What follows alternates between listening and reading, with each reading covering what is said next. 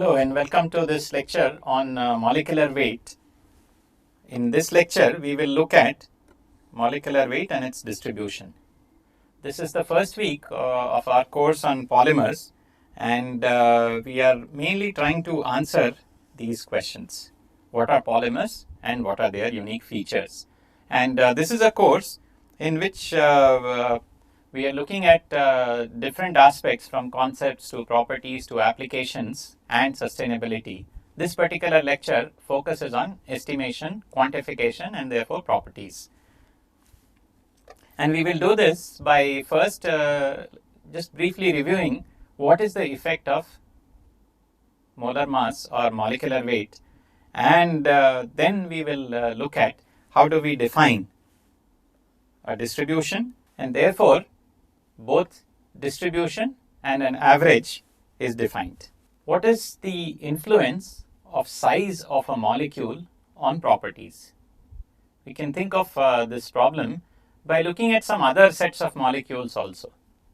So for example, if you look at sugar molecules, so if you look at fructose, glucose, sucrose, you can look up molecular weights of each of these and size of each of these. Now the question that you can ask is, how does molecular weight of these different compounds affect the melting point? Do you have a guess? For example, if you change the molecular weight, will the melting temperature increase or decrease? I think most of you probably will say that molecular weight, if it's higher, the melting temperature will also be higher. We will require more thermal energy to make the molecule mobile. So clearly we understand that molecular size has a very important role in terms of determining the properties of a material.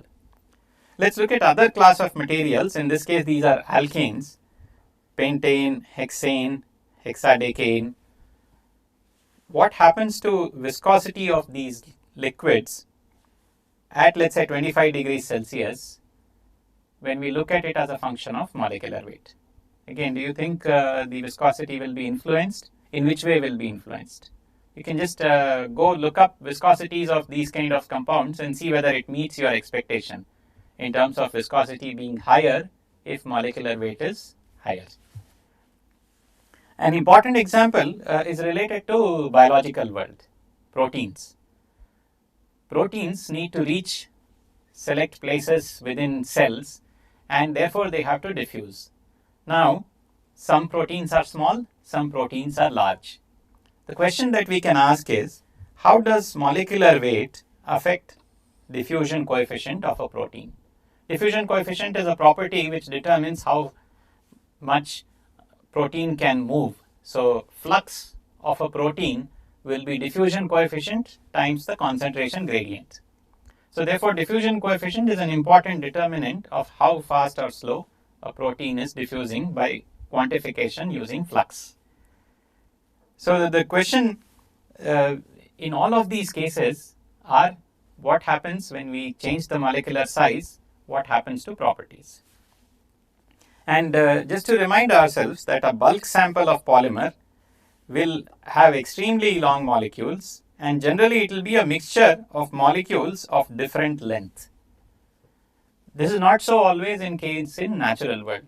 Just to remind ourselves, protein, for example, if it's a specific protein of a specific species, it has a fixed molecular weight as opposed to a distribution of molecular weight. But we also have biopolymers like starch. Depending on the species, depending on which part of the body, for a tree, let's say, or another, in case of human, let's say, collagen tissue, which is made using collagen as a material. So molecular weight and many other properties of macromolecule may vary depending on the location and the specific role that the biomacromolecule is able to play.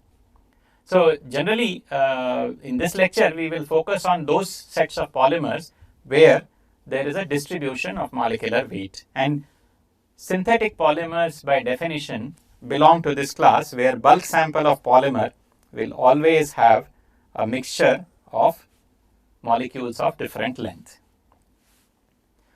Just looking at data again to highlight this point of how size influences the diffusion coefficient, what we are looking at here is diffusion coefficient, as I explained, which determines basically the flux or the amount of protein that can diffuse in water. And this is experimental data, which are all these blue data points, where the diffusion coefficient is plotted as a function of the size, molar mass, or the length of the macromolecule. You can notice that it's orders of magnitude different. So protein can have molecular weight which is 10,000 to molecular weight which is 10 to the power 7 and even higher. So that's the range of molecular weights that is possible in macromolecules. And so its quantification is very important. Now, what's very nice and beautiful with this experimental data is that you have a very nice trend. The larger the protein molecule, the lower is the diffusivity. So there is an overall decreasing trend. As you increase the molecular weight, the diffusion coefficient comes down. And again, from the point of view of conceptually just making sense of this, as the size is increasing, the bulkiness of the protein macromolecule will also increase, and therefore its diffusion coefficient decreases. So qualitatively, of course, we can immediately reconcile to this information that it makes sense. Now, what's very nice about polymer science is that we can explain this quantitatively also. And in this lecture, we are not going to look at this aspect, but just to help you see this when we will look at this in a future lecture, is look at the two lines that are drawn in this figure. One line is related to molecular weight to the power minus 0.5. Another line is related to m to the power minus 0.6. M is the molar mass. So we know that diffusion coefficient varies with molar mass. These two lines, the red and the green, signify how much quantitatively does diffusion coefficient vary as a function of molar mass. It's negative power because it's decreasing. One is 0.5 and one is 0.6. And you can see that 0.6 is closer to the experimental data. But of course there is a minor difference, but these two come from quite simplistic theories of how a polymer conformation and the size of the polymer is in a solution. We are looking at protein in water, and therefore what we are looking at is some protein molecule which is surrounded by water, and what is the diffusion coefficient of this particular protein? How does it move? And so we can think of the protein molecule as being encompassed in some sort of a size, spherical or cylindrical, depending on the shape of the protein molecule. We can think of it as a spherical or cylindrical object. And then we need to say, how is this sphere or cylinder diffusing in water medium? And so we will see later on this shape of this sphere, the size of this sphere is closely linked to the molecular weight based on theories of either ideal chain or expanded chain. So ideal chain says that the radius of this sphere is proportional to n to the power 0.5, where n is the degree of polymerization or how many repeating units are there on the polymer, and for expanded chain it is n to the power 0.6. Degree of polymerization, capital N, is directly related to molar mass m through the number of repeating units. So you can see that how theories can be used to quantitatively explain the behavior which is observed. So molecular size is very important in terms of defining the properties of a macromolecular system. Let's look at now this molar size in more detail. So how long is a macromolecule? Now if it's just a linear macromolecule, then we just need to look at its chain length. But if it is a branched molecule, then we need to look at the number of branches and also length of each branch. So in terms of size of a macromolecule, we need to specify different things depending on what is the molecular architecture of that particular macromolecule. If you have a block copolymer, in which case we will have a block of one type of monomer attached to another type of monomer, and what I have drawn here is an example of a diblock copolymer. So in this case, we need to specify the number of blocks as well as the length of the blocks. And whether it's tri-block or di-block will give us the number of the blocks, and the length of each of these is specified. So for example, if I make a block copolymer of polyethylene and polypropylene, then I would write it like this, where I will say that CH2CH2, a block, is combined with CH2 CH3, which is propylene, and so N1 and N2 are lengths of blocks, and in this case there are two blocks. There is a polyethylene block and then there is a polypropylene block. So we have a PP and PE, and you can look at this up. This is EPR. It's a very important application for, again, elastomeric applications. If we have a cross-linking system, then we need to know what is the number of cross-links per unit volume, or alternately we also need to know the segment length between cross-linking points. So in each case, the question how long will be answered by quantifying different sets of things. So a lot of discussion now that I am going to introduce in the next few slides is related to mainly linear macromolecules, and but same concepts are applicable to all the other molecular architecture also, except that instead of talking of one particular macromolecule, we talk of length of branch, length of cross-link, and so on. So let's start looking at quantitatively about how long can the macromolecules be. We have already stated that molecular weight is important for polymers because they are extremely large molecules, macromolecules, and we've also stated that in a bulk sample there may be each macromolecule with a different molecular weight. Just to begin with some terminology, molecular weight and molar mass. So scientifically speaking, molar mass is the term which is used, but in common parlance, as well as in practical usage, molecular weight is used. So in this course also we will try to use both these terms so that we are aware of the scientific usage as well as common parlance usage. So bulk polymer will contain macromolecules with several different molar masses, and therefore this polymer is called a polydisperse polymer, or also scientifically non-uniform polymer. Immediately you can see that since there is a non-uniform polymer, there is a uniform polymer, and uniform polymer traditionally is called monodisperse polymer. So therefore monodisperse polymer, can you think of a monodisperse polymer?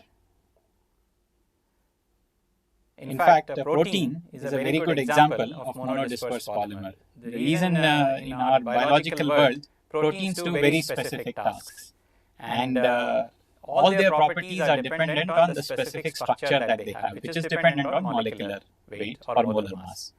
So the biological polymerization machinery is such that we get precisely the same protein with exactly the same molecular weight.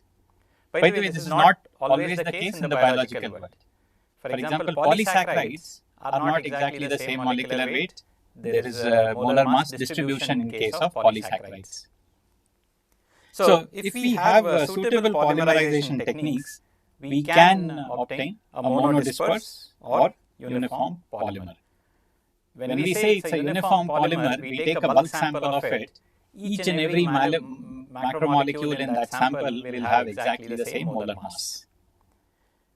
And the relative distribution of macromolecules in a bulk sample is measured using polydispersity index, and scientifically which is called dispersity.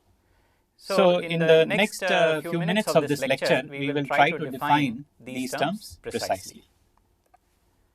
So let's first look at what do we mean by a molar mass distribution. And there are two ways to describe it. Discrete, in which case we have a number of macromolecules.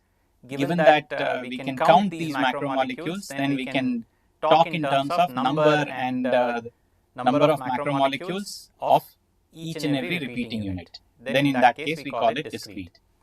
Continuous implies that all the infinite sets of molar masses are present in the sample.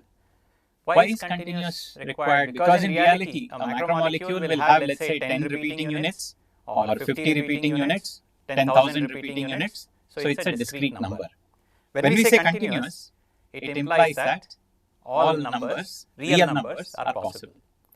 So discrete molar mass distribution is what we will see in reality, and when we measure also we will get discrete molar mass distribution. But from a theoretical point of view, it's quite useful to talk about continuous distributions, because we can then use a lot of mathematical equations and mathematical equalities and principles to try to derive some important results which are useful in terms of understanding macromolecules.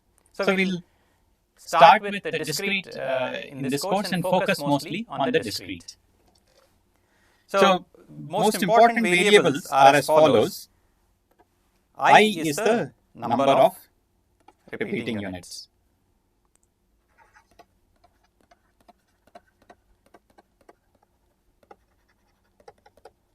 So in a macromolecular sample, some macromolecules may have 400, some others may have 405, and so on. So this is depicted by I.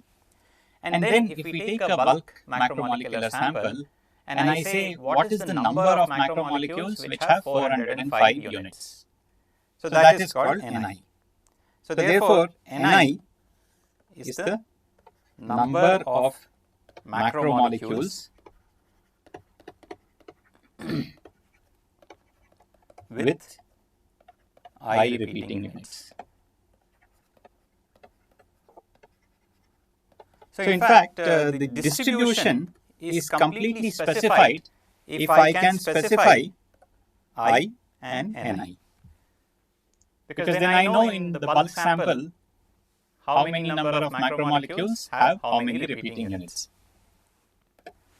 And I into M0 is nothing but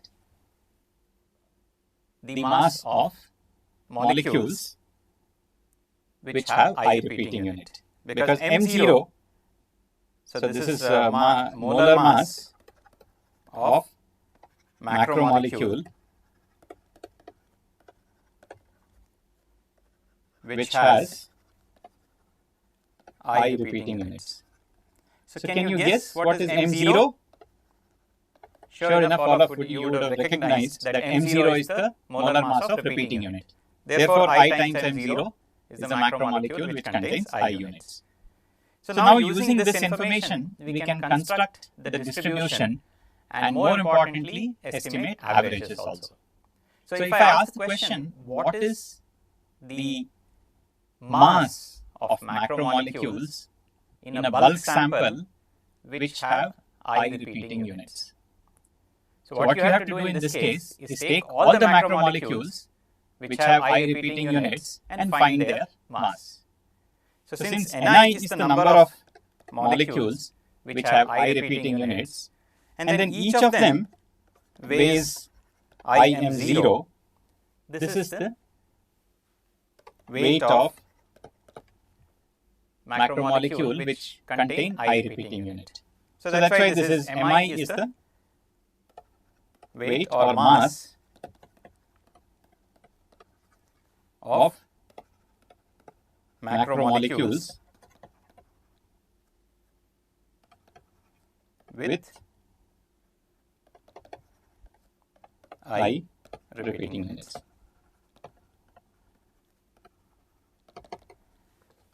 So therefore, now we can continue and define what are the averages based on such a distribution. We can also plot this distribution by saying what is the number of repeating units for many of the macromolecules, and then what are the numbers corresponding with it. And so this, if we quantify, we can then have the complete distribution of the molar mass in the sample. So for example, this distribution may look something like this, that at some I equal to, let's say, 400, some numbers are there, then 410, some other numbers are there, and 430, some other numbers are there, and 1000 repeating units also, some molecules are there. So this way is a distribution of the molar masses. How about continuous distribution? I am sure all of you are familiar with probability and distribution, and you would have seen that a probability density function Px is usually denoted like this. And Px dx is the probability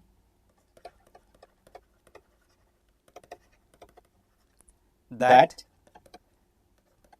x is between x and x plus dx. So therefore, Px is a probability density, and Px describes the distribution of a random variable x.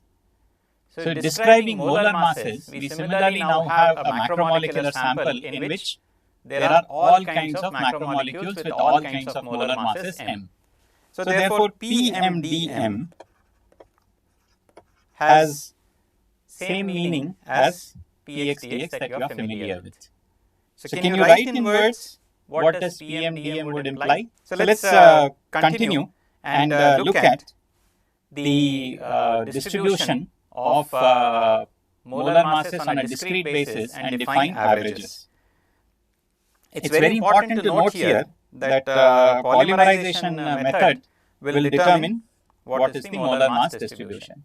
And example of this we will see in upcoming lecture, where we will see, for example, that how in a step growth polymerization, what is the molar mass distribution. So let's start defining the average, and this can be done by using the quantities that we had defined earlier. So we had said that we have Ni as the number of macromolecules which contain repeating units I. And then we had also defined the mass of macromolecules which contain the I repeating units. So if I have to sum all the mass which is there in this macromolecular bulk sample, so if we want to calculate the averages, we will need to calculate the mass in a bulk sample, and we can do that by counting the number of macromolecules with I repeating units. And if I know the mass, so using these two numbers, then we can find out what is the overall mass. So for example, if we think of what does this sum tell us? So Ni is the number of macromolecules which have I repeating units. Mi is the mass of such macromolecules. So Ni, Mi together tells us the mass of all the macromolecules which contain I units. And if I sum this overall, then I will get the overall mass of the sample. And mass of macromolecules which contain I repeating unit is just Ni times Mi. So this is one clear ratio, right? Wi by Wt tells me what is the number of what is the weight of macromolecules which contain I repeating units to the total weight. So we will see that averages can be constructed by looking at many of these sums and dividing by a particular quantity. So the first thing we can do is we can calculate it based on numbers. So in this case, what will happen is the numerator will be the overall mass of macromolecules divided by the total number. So in this case, we are focusing on the number of macromolecules, and therefore the denominator is number. So in that case, the possibility of denominators that we have is total number, which is Ni, summation, total weight, which we have already defined. And so these are two most common ways of defining average molar mass. So let's look at the expressions. So Nt is the total number of macromolecules present in the sample, because we just sum over all the macromolecules with I repeating units. Similarly, Wt is the total weight of the polymer, and that is summation of Ni Mi. So now we can define a number average molar mass, which is the overall mass or weight of the macromolecules divided by the total number. And then we can define a weight average molar mass, where we are saying of what is the mass of macromolecules with I repeating units, and the weighting factor is the molar mass of the same number of repeating units. And if you notice the difference between the two, here we have molar mass Mi to the power 1, while we have here molar mass to the power 2. Now, if you remember statistics, in which you would have learnt many of the quantities which are defined, whenever we have a variable which takes several different possibilities, we can define the series and its measure using variables such as mean, standard deviation, mean square, and so on. Can you think which of this relates to the quantities that I mentioned just now? What is mean square and what is mean? I'm sure you can immediately spot that number average molecular weight or number average molar mass is the mean, because it's just summation of Mi, while Mi squared is mean square. So therefore, standard deviation is related to weight average molar mass, mean is related to number average molar mass. We also have other definitions of molar masses. These are based on the measurement technique as well as from the application point of view. Given that macromolecules have this distribution of molar masses, it's very challenging to figure out which fraction of molar mass will play a crucial role in which application. What I mean is, if we are looking at a mechanical property, is this population of macromolecules going to play a major role, or is it going to be this macromolecule? So therefore, distribution is important, and quantification of distribution in terms of single number, in terms of average, may not always work. So therefore, we define different types of molar mass which are average quantities, and then we try to correlate an engineering property with such average molar masses. So that's why we have number average molar mass, weight average molar mass, viscosity average molar mass, and the Z average molar mass. The viscosity average molar mass is based on viscosity measurement. And if you look at Z average, you can clearly see that as opposed to mean square, now you have a higher moment. So if many of you are not familiar with some of these, you have to go and read in terms of distribution, random variables, and series of random variables and measures associated with such random variables. So in this equation, we have this AMH. So this is a very important parameter from the point of view of a solution behavior of a polymer solvent system, and it gives very good indication of polymer solvent interactions also. In this case, H and M stand for Huynh and Mark, and in general we will learn more about this later on, where historically this was called Mark-Huynh relation, for viscosity. We will define this. There is a specific term called intrinsic viscosity. Why intrinsic? We will learn about this in the 20th lecture. So, lecture number 20, we will learn about this Mark-Wink equation. In fact, it's also called Kuhn-Mark-Wink-Sakurda equation to acknowledge various scientists which have contributed.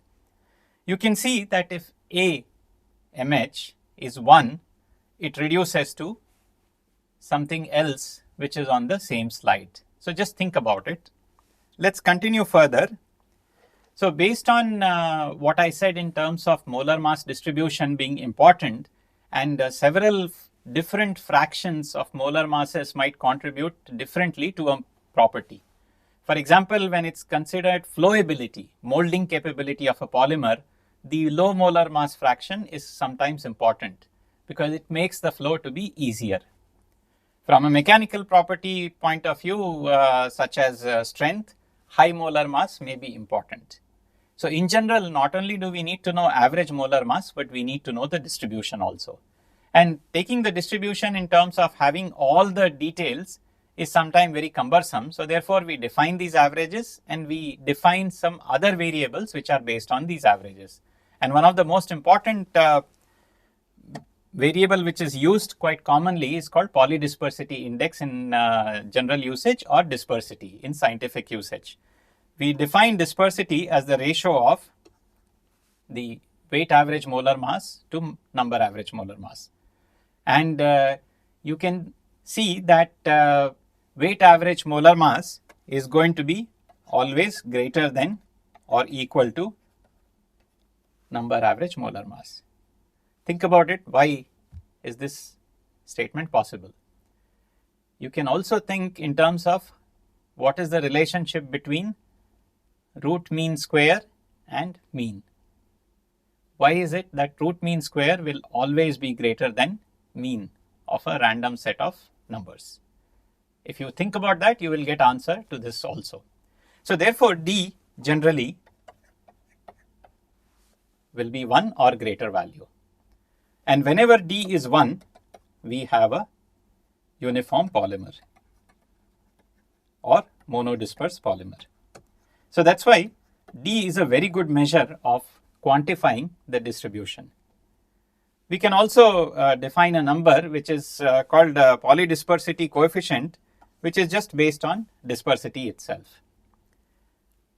Just to think in terms of how do we get these numbers, you can look at this question here, where the polydispersity index of a polymer sample is being asked in this exam question, and what is being given is the number of macromolecules, and instead of giving you the number of repeating units, directly what is being given is the mass of each and every molecule.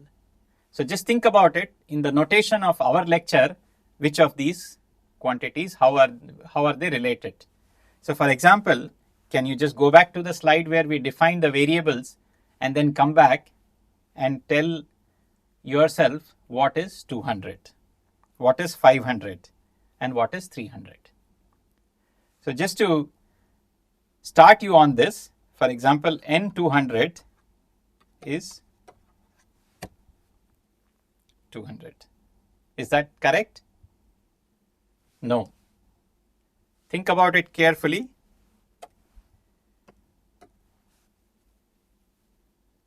(200) is the number of molecules.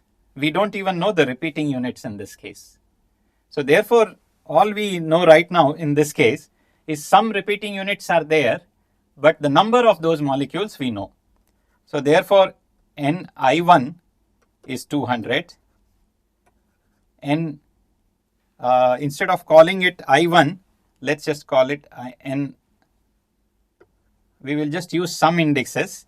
So, let's use N1, N2 and N3. Okay.